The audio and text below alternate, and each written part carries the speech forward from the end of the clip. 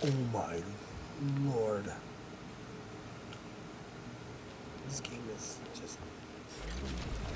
Whoa. This loot system is nice.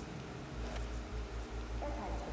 Remember that illicit possession and dissemination of experimental data constitutes a crime against the Communist Party. Oh, Jesus.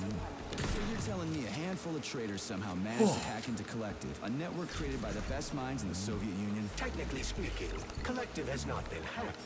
No one could possibly circumvent the algorithms created by Professor Lebedev's team at the Academy of Consequences. Then why is all this crazy shit going down? The traitors introduced a fault combat mode into one of Collective's algorithms that causes the central hub to see all humans as invading soldiers. And our scientists really can't fix it without Petrov. They can, but it will take some time, during which many more people will die, and information about the incident will make its way outside the facility.